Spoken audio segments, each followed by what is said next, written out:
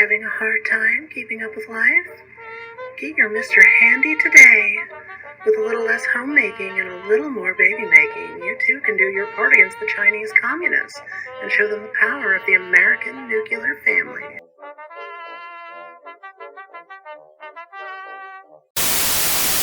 Themes. Themes never change. All good storytelling is built upon strong themes, and Fallout is no different.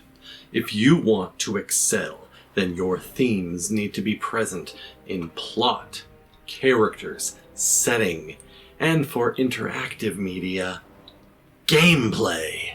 Speaking of themes, play the song.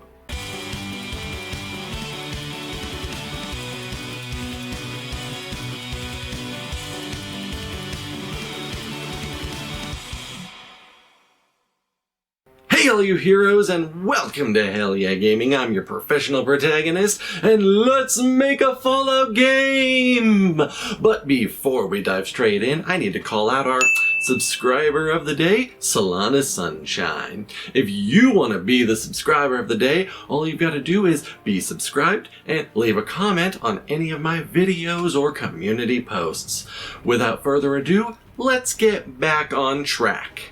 In part 1 of Let's Make a Fallout Game, I went into my personal history and experience with the Fallout franchise and why it means so much to me, and a huge part of that are the themes that each game explores, and the creative setting those themes are explored in.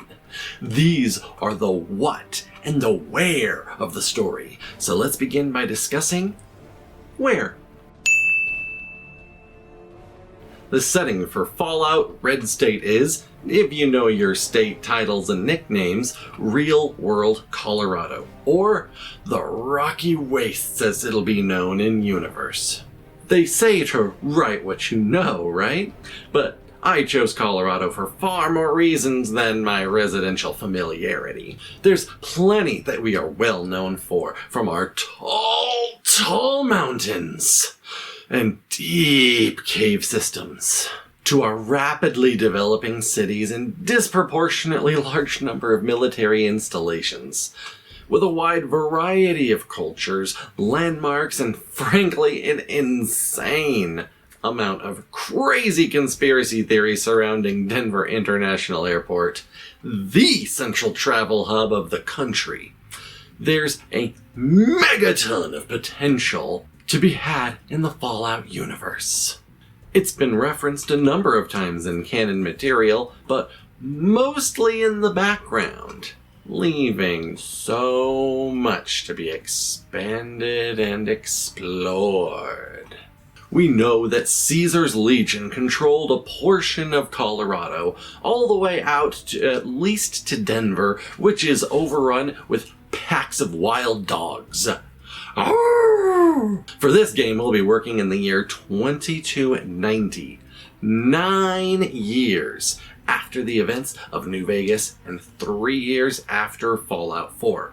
I won't decide which endings to either game are canon for the purposes of Red State, but since the Legion loses in 3/4 of the possible outcomes in New Vegas, and things would be incredibly bleak and game limiting if they had won, I'm gonna go with the idea that Caesar's Legion lost the Battle of Hoover Dam, and both Caesar and Legate Lanius perished. Whether that was at the hands of the Courier, the NCR, a result of internal group fracturing, or what have you, would be left vague and up to your personal interpretation. Then we come to a mix of non-canon and maybe sort of quasi-canon from the Van Buren documents and Fallout Bible. From these sources, we understand that Denver was a titan of industry and technology, responsible for the development of stim packs, power armor, and other marvels. Led the research into FEV before it was moved to West Tech in California, was hit especially hard by the new plague, also known as the Blue Flu. and was the victim of a military accident leading to mass poison in the atmosphere. Of all this, what we know to still be 100% canon is that the new plague existed. That's it. Now, on the other hand, none of this is directly contradicted or explicitly non-canon. I mean, sure, the whole industry of scientific technology bit is somewhat dubious, as the Boulder Dome was repurposed into Big Mountain in the New Vegas DLC Old World Blues. But Denver does explicitly have a good number of cyberdogs designed and made there, so it at least had some degree of advanced technology development. Therefore, I'm going to operate on the idea that all of these aspects are canon in broad strokes. Perhaps not in the way they were originally intended by Interplay, but existing to some degree. In addition to what we know about Denver, there's a lot more to consider about Colorado as a whole for the setting. The state's proximity to Utah and the New Canaanites is of particular note, especially considering Colorado has a not-so-unsubstantial population of Mormons as well. The state is a central travel and shipping hub for the country, both by plane and railway. The city of Pueblo originally gained prominence thanks to its steelwork, not unlike Pittsburgh or Detroit, and was even in the running to be state capital, but was crippled by a massive flood in 1921. And of course, none of that is even touching the wealth of wildlife that can make for dangerous and interesting mutated creatures. Cryptids to pull from, the multiple actual castles lying around, and a wealth of other aspects that make Colorado rich for exploring the themes of a post-nuclear wasteland. And speaking of themes, it's about time we transition to the themes of Fallout's storytelling. The franchise as a whole has a few themes front and center at the very core of the experience that the individual entries build off of to create their own unique identities. Some games are clearly more successful than others at this, but all do it to some degree, and that means that understanding these themes is crucial to creating our own Fallout game. After all, we don't want to end up like Fallout Brotherhood of Steel, you know what I'm saying? So, with that in mind, let's look at some of the themes shared across the entire franchise. War never changes. That's probably the most obvious one, considering it's the opening tagline of every game. It isn't hard to understand. No matter how much society progresses, no matter what your background or how prosperous we are, humanity is doomed to wage war, as we can never fully solve every conflict. A very pessimistic theme indeed. Survival. The optimistic opposite to the first theme. No matter how self-destructive we can be or how far we fall, humanity always survives, one way or another. Or, to put it another way, here's my fellow Jeff. Take it away, Mr. Goldblum. Life, finds a way. Recreating the new world in the image of the old. As the old saying goes, history repeats itself. First is tragedy, second as farce. From the new California Republic modeling itself after the modern-day United States, to the Minutemen acting like a 1700s militia, to Caesar's Legion full-on cosplaying ancient Rome, the new societies of the wasteland have only history to emulate, for better or worse. More often than not, these identities are a shallow facade that fails to understand the culture they've adapted, or otherwise represent its worst aspects. The greater good.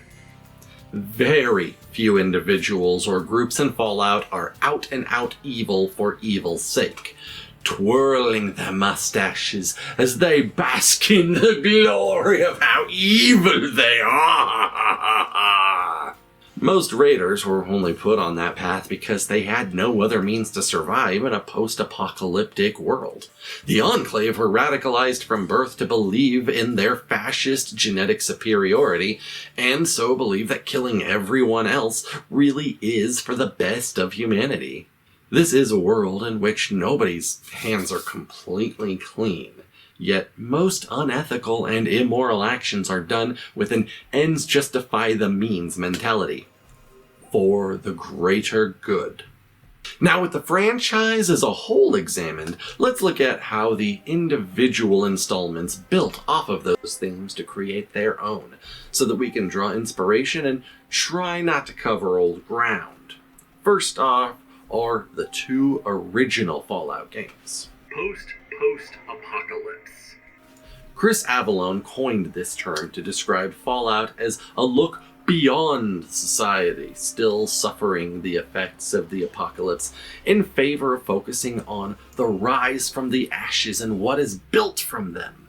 While later entries aren't as focused on the actual rebuilding aspect, the original games put great emphasis on it. So much so, in fact, that apart from the universal themes across the franchise, 1 and 2 don't really have much else to emphasize, which leads us directly into Fallout 3. Sacrifice. Your mom sacrificed herself in childbirth. Your dad sacrificed himself so you could save Project Purity. And you are forced to choose whether or not to sacrifice yourself to bring it online. Nothing is achieved without sacrifice. Black and white morality. Fallout 3 is a bit of a black sheep in that it's the only game that straight up makes no attempts at ethical nuance whatsoever. Instead, thriving on good being selfless and universally beneficial to everyone, and evil eats puppies because reasons. Which, of course, contrasts heavily with arguably the most nuanced entry and the next that we need to explore.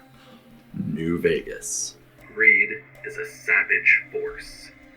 Fitting for a story taking place in and around Las Vegas, it explores how the love of wealth corrupts, creates insufferable bureaucracy for the genuinely altruistic, leads to unsustainable expansion, and inevitable conflict with those who have what you want. Rigging the game. You can't rely on luck and let the chips fall where they may. You've gotta stack the deck in your favor, because God knows the other guy sure is. Obsession with the past and embracing the future. This is perhaps the most pervasive theme in all of New Vegas. Every faction, every companion, and most quests are in some way entrenched in the failings of the past, whether they glorify it or are consumed by it. One way or another, they have to learn to let it go and begin again. And it's time I let go of New Vegas, so I can begin again with Fallout 4. Paranoia. Thanks to the Institute acting as the local boogeyman and secretly replacing people with synthetic androids, you never know if anybody is really who they say they are or what their motives may be. Family. The sole survivor spends their time searching for their son, Sean. Sean has grown up with a new family, but also wants to reconnect with you. And found family as well as identity is explored in various aspects. Fish out of water. While most Fallout protagonists are new to the wasteland, the sole survivor puts a lot more emphasis on this aspect and cranks it up to 11 by predating the Great War through cryogenic stasis. So with these in mind, I believe I have a few ideas. Thematic writing works best when you can work it out not only into your plot, but the setting itself. We already went over the setting, and from that I've pulled some good ideas. So let's take a look at the themes I'd be exploring in Fallout Red State. Military might, strengths, and follies.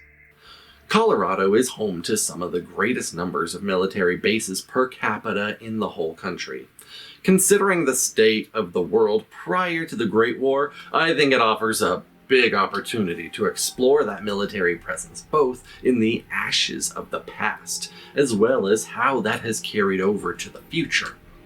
The failings of the military in the past helped in turning post-war Denver into a toxic no man's land, not to mention Cheyenne Mountain houses NORAD and the backup command center for the president in the event that Washington is compromised. It would be a prime target for Chinese nukes, but it's already essentially its own built-in vault. Hell, it's the location for the climactic finale in Fallout Tactics, though I do think its potential was squandered in that spin-off. Regardless, military presence is a huge deal in the setting, and so military influence would be a powerful theme in Red State. Paranoia. Okay. I can already hear your protests now. But Mr. Protagonist, you said you were trying not to cover old ground and listed paranoia as a primary theme in Fallout 4. Yes, this is true. Paranoia is without a question one of the biggest themes of Fallout 4. That said, it's not exactly an unpopular take that the writing in 4 left quite a lot to be desired. And the primary source of that paranoia, the Institute, completely fell flat on its face as both a believable faction and as a narrative force.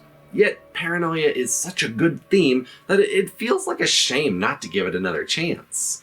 Something to really do it justice. I think there are some good avenues to explore the anxiety, fear, and irrationality of paranoia within my setting. I already briefly mentioned that Denver International Airport is a breeding pit of crazy conspiracy theories. But there's more. As previously stated, Denver was one of the places most affected by the new plague pre-war. So with this in mind, I think it would be brilliant to have the new plague survive into the post-apocalypse through a series of mutations that allows it to remain dormant in an infected host, essentially acting like a sleeper agent. Anyone could be infected, spreading the disease. And it just so happens to tie into a real-world event still ongoing right now, which I consider a win. I could also tie it into how there is in-universe paranoia that the blue flu is released by China, but yeah, I'm not touching that one. Moving on. Crossroads. Denver International Airport. 5 intersecting interstate highways. The Colorado statewide rail system. Each of these major hubs for travel and transport are a result of the state being smack bang almost in the center of the country. It's a place of crossroads, the center of a web of transit which sprawls out into the rest of the United States.